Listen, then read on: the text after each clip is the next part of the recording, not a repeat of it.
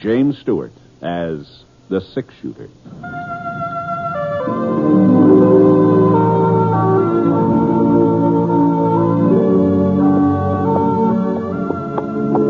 The man in the saddle is angular and long-legged.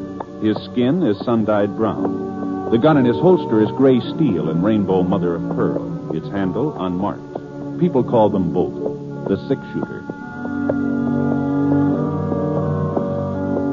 The NBC Radio Network presents James Stewart as the six-shooter, a transcribed series of radio dramas based on the life of Britt Ponset, the Texas plainsman who wandered through the western territories, leaving behind a trail of still-remembered legends.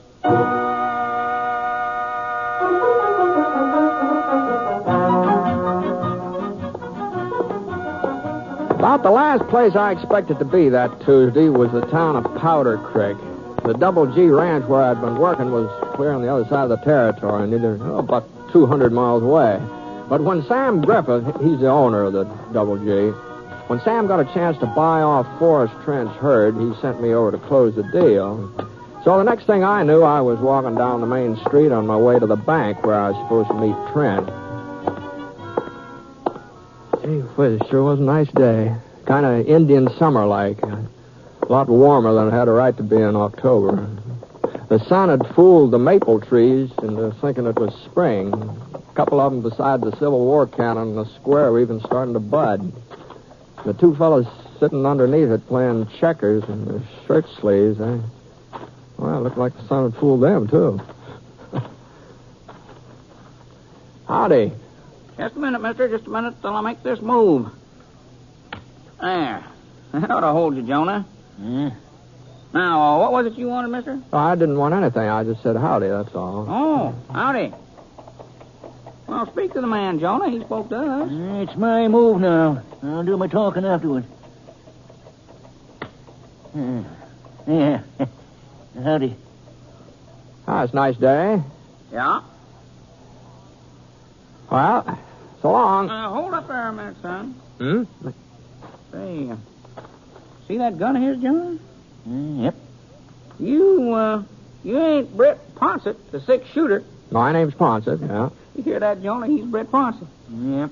And we was kind of wondering when you was going to show up, Mr. Ponset. Been expecting you for the last month or so. What's that? Yeah, when you got to jump, you got to take it. That's the rule. All right, Jonah. All right, I know the rules. We'll take it then. Take it. All right. Yeah. There. You satisfied? You said something about expecting me. Sure. Ever since we heard the news. Congratulations. What? He said congratulations. Now let's get on with the game. All right. Sure move, ain't it? Yeah, how in thunder should I know? All this chattering going on. Well, I don't like to keep interrupting, but I wonder if you would mind explaining just what you meant by... Jonah's trying to think. Yeah, I know, but what I don't want him to claim I beat him because we kept him from concentrating. No, of course not. No, I...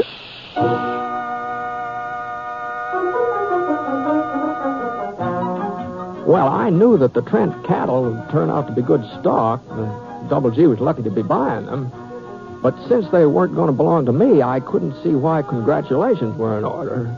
Unless folks in Powder Creek had heard wrong, unless they thought I was outfitting a ranch of my own.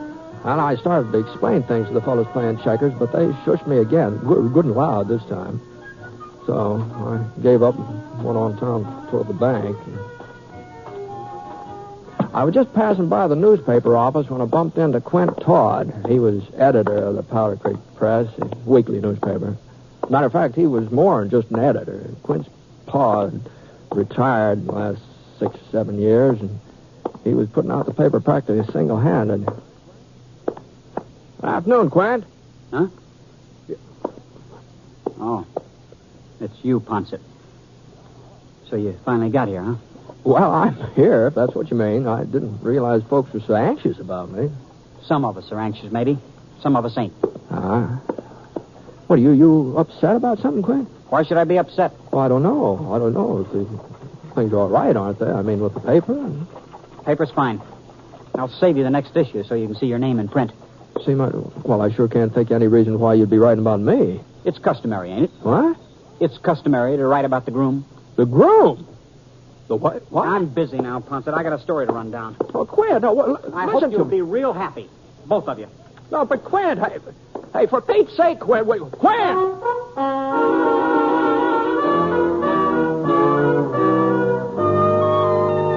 Well, he'd lost his senses. That's the only explanation of that. Quint Todd had just plain lost his senses. That me being a groom. Me? And who in the Sam Hill did he think I was going to marry? I hadn't even been keeping company. Not that I have anything against marriage, you understand. Like people say, it's an institution, a noble institution. Why, some of my best friends are married. And I suppose someday, not right away, of course, not very soon, but someday, maybe I'll... Hello, Britt. I was on my way to meet you. Huh? What's the matter? You look like you just fell off a bronc. Oh, hello, Trent. I guess I was kind of preoccupied. I was thinking about something. I reckon we shouldn't expect you to have all your faculties in good working order. Not at a time like this, huh?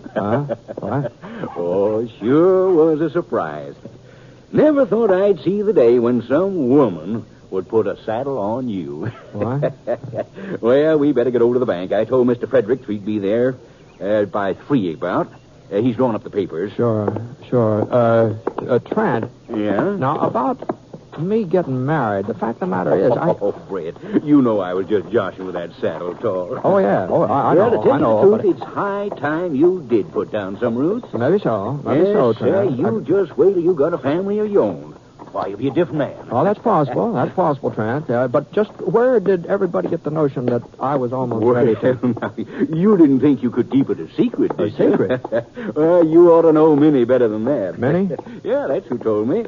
Well, of course, there'd been rumors going around for several weeks, but until I heard it from Minnie herself... Oh, wait, hold on. You mean Minnie Flint? Well, who else would I mean? It's her niece you're marrying, ain't it? What are you acting so strange about? Look, now, I just want to get this straight. Minnie Flint told you I was marrying her niece? Well, she told everybody. I see. Well, now, Britt, I know how a man feels when he's getting ready to jump overboard. I felt the same way myself, sort of awkward and embarrassed. Well, be that as you it wish may. folks didn't know about it so they wouldn't poke fun the way they always do. But you can't blame Minnie for spreading the news. Well, I sure do blame her. Well, now, Britt, Minnie's been like a mother to Helen, raised her since she was a baby. Well, Helen ain't never had no folks of her own. I know that. Well, then, you shouldn't mind Minnie being proud. Why shouldn't she do a little bragging, huh? Well, of course. The women folks around here seem to think you're quite a catch. Oh, now listen, Trent, let me tell you something. Here's the bank. I suppose you'll want to get this business done with pronto so you can get straight over to Minnie's place, huh, Britt? Yeah. Yeah, I would like to get over to Minnie's.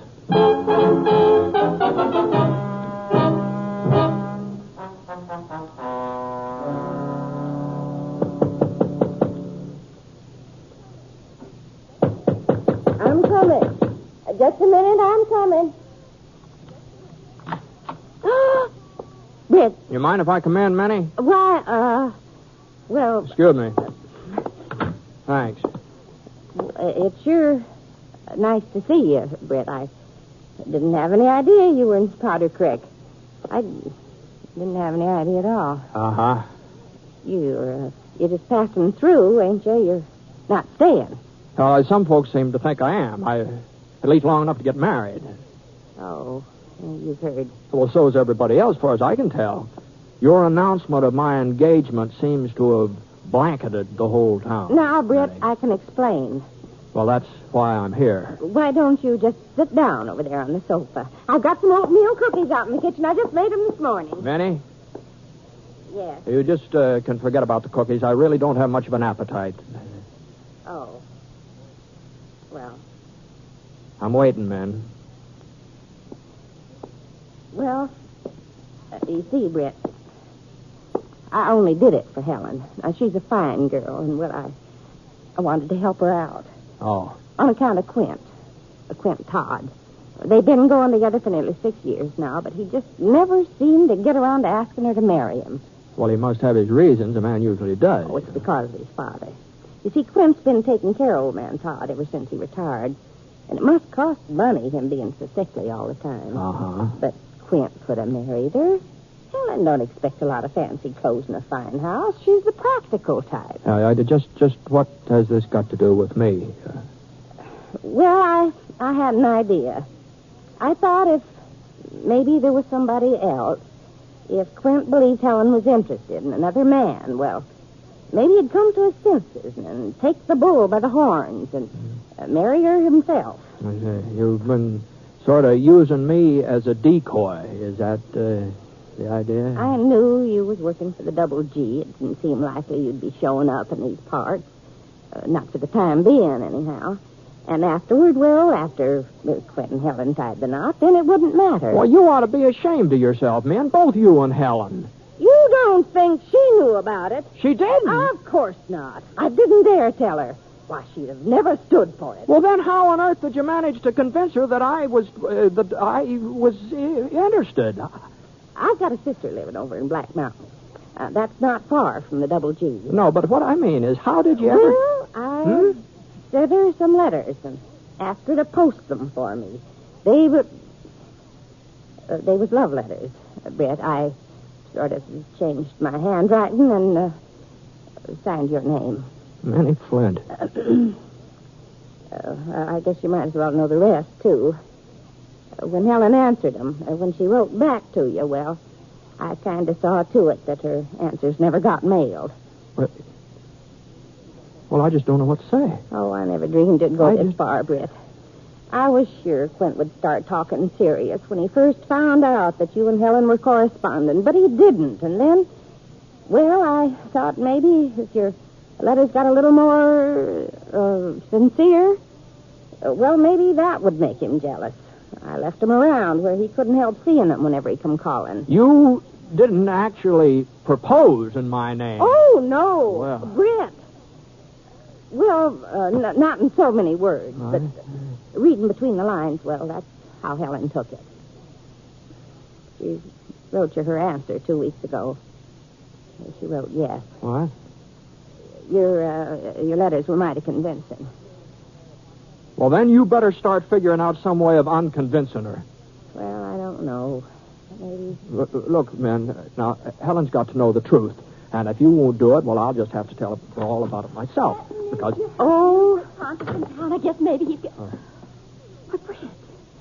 Well, you're here already. Hello, Helen. Oh, my goodness. Sure is good to see you, Britt. You're looking fine. Oh, so you, Helen, so you. I wish I'd known you were coming. I wouldn't have been out doing the marketing. No, it didn't matter. Didn't matter. Oh, Britt, I just gotta tell you. Maybe I shouldn't say it right out like this, but ever since I was a little girl, I've looked up to you so. It just seemed to me you were the finest man that ever came through Powder Creek. No, Helen. Of course, I never guessed that someday, well, that you and I... Oh, Britt, I'm so happy about it. Excited and happy. I just hope you're as pleased as I am. Are you, Britt? Sure, Helen. Sure.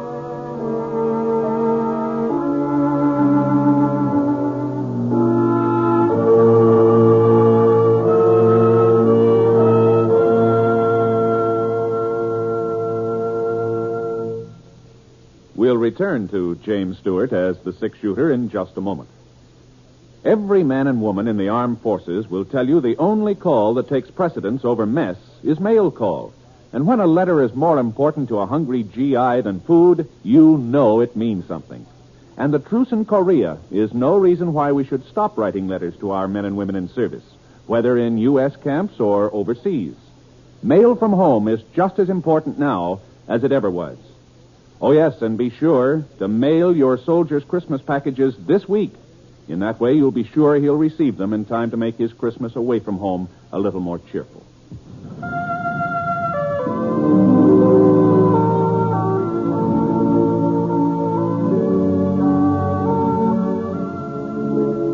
Now, Act 2 of The Six-Shooter, starring James Stewart as Britt Ponset.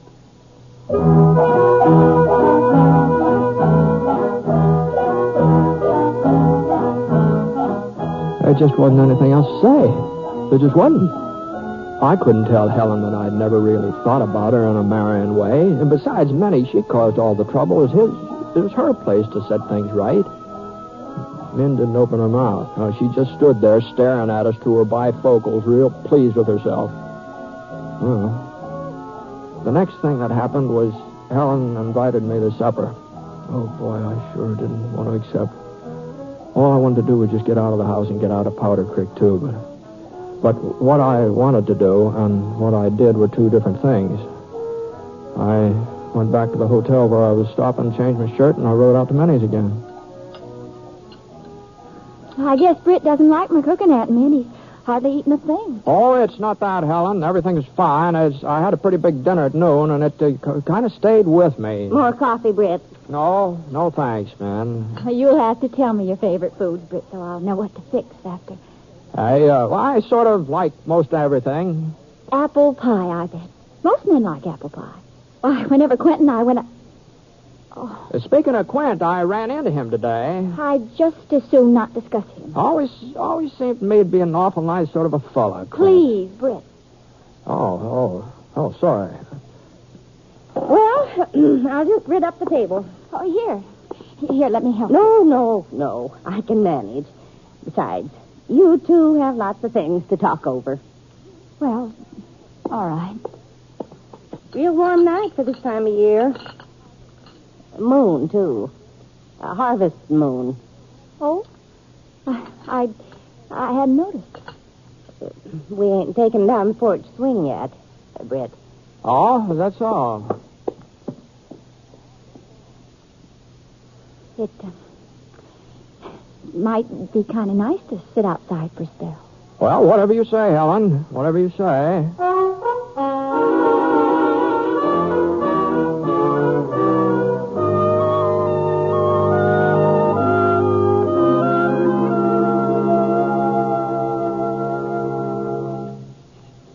You sure you're not too cold out here? Oh, no. No, I'm fine. Besides, if I do get chilly, you could sort of... Helen. Yes, Helen, about us getting married. We may not be able to have the wedding right away. Oh? Well, you see, over at the Double G where I'm working, there's no place we could live. What? You wrote me you had a cabin all to yourself. I did. And you said it would fix up real easy, that there'd be plenty of room for both of us. Well, it would. It would have fixed up easy, Helen. But last week, there was a kind of a fire, and that cabin just burned right down to the ground. Oh, I see. There's nothing left of it now but just a few ashes. And that's one of the reasons I came over here to Powder Creek, to explain about us having to postpone the ceremony, you see. Well, you don't have to stay at the Double G, do you? Yes, I do. Yes, I do. I signed up for all of next year.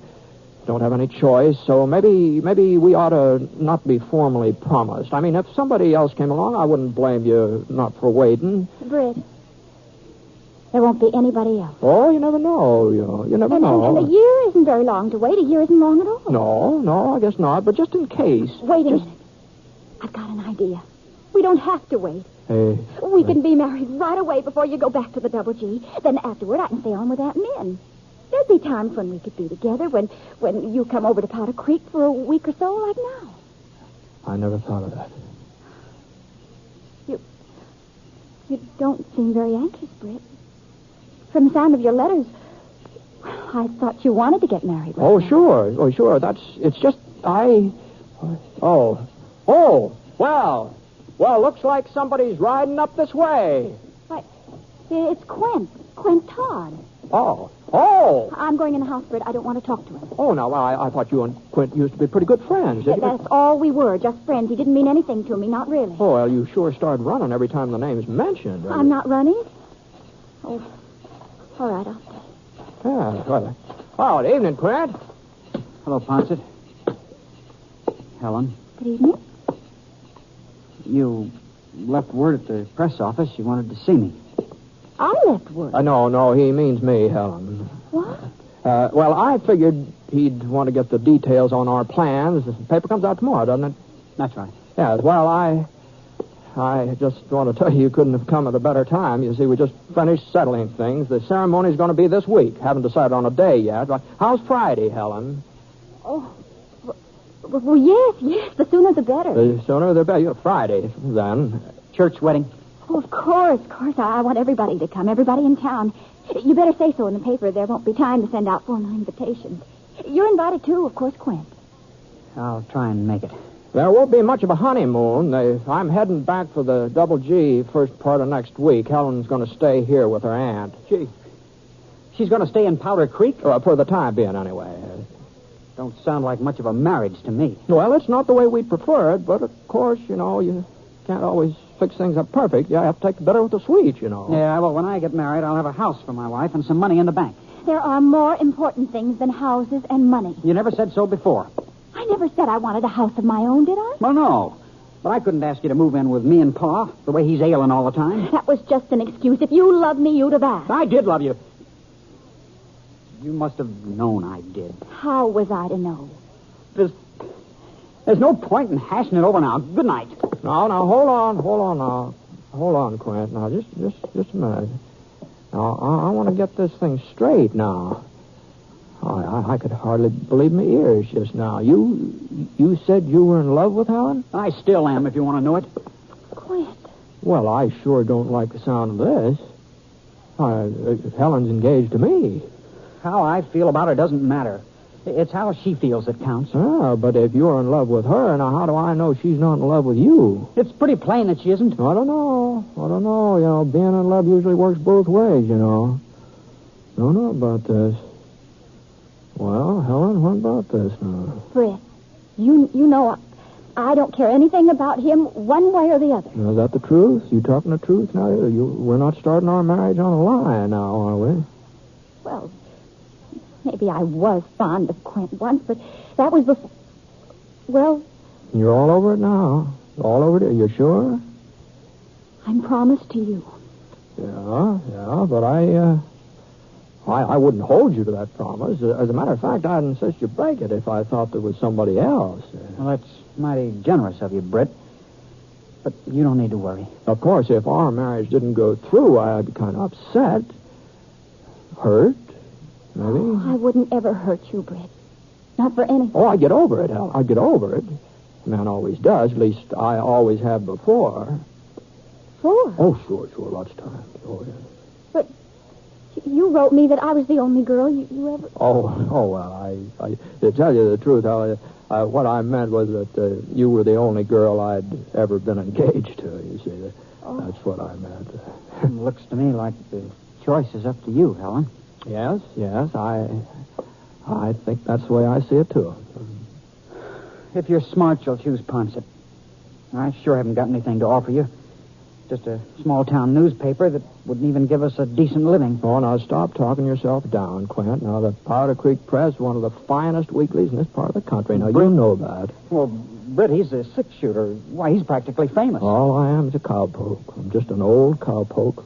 I don't even know whether I'm going to have a job from year to year. Well, just the same. Just an old cowpoke. Any girl in the territory would be pleased. Oh, be quiet, both of you. I think neither one of you wants me. I know who you are and what you are, and I know which one I'm... Well, which one I... Britt. Uh-huh. You're getting a fine man, Helen. Quint, I told you to be quiet.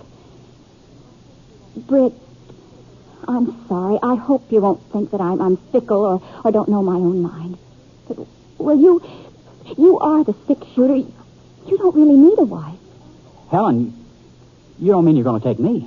And Quint, well, he needs somebody to look after him. I've seen that house of his. Well, I'll bet the place hasn't had a good spring house cleaning for the last 4 years. As for Quint's father, he's a nice old man, and with a woman to look after him, maybe he won't be so sickly all the time. Well, you still haven't said that you love Quint. Well, I guess I've been in love with him ever since. You won't think too badly of me, Britt. No, it's kind of a blow, I guess. But like I said, it'll take a little while to get over it, and I'll manage somehow. I'll manage.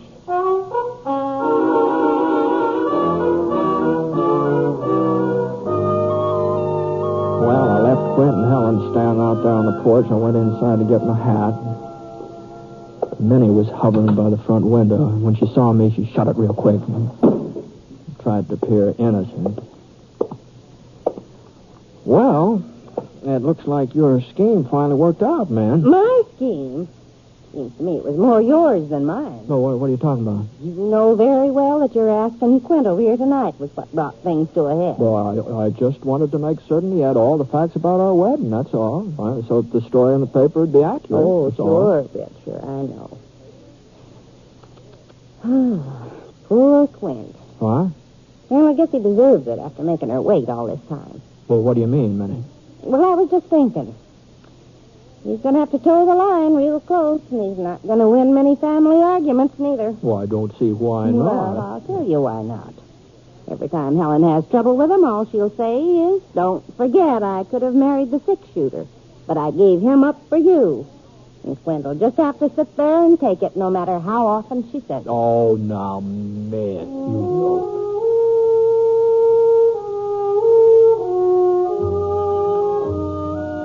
Well, Quint and Helen were married the following Sunday. I stayed over for the wedding. Matter of fact, I was best man. Both of them insisted on that. But I didn't enjoy the ceremony very much. I kept thinking that, that it could have been me standing there saying the I do's. And, gee whiz, that sure was a close call.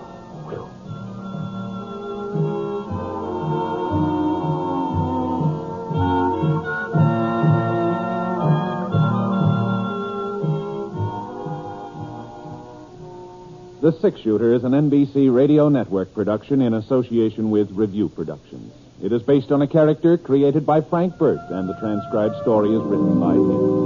Mr. Stewart may currently be seen in the Universal International picture, The Glenn Miller Story. Others in the cast were Barbara Eiler, Virginia Gregg, Bill Johnstone, Sam Edwards, and Herb Beitler. Special music for this program was by Basil Adlam, and the entire production is under the direction of Jack Johnstone. All characters and incidents were fictitious, and any resemblance to actual characters or incidents is purely coincidental. This is Hal Gibney speaking.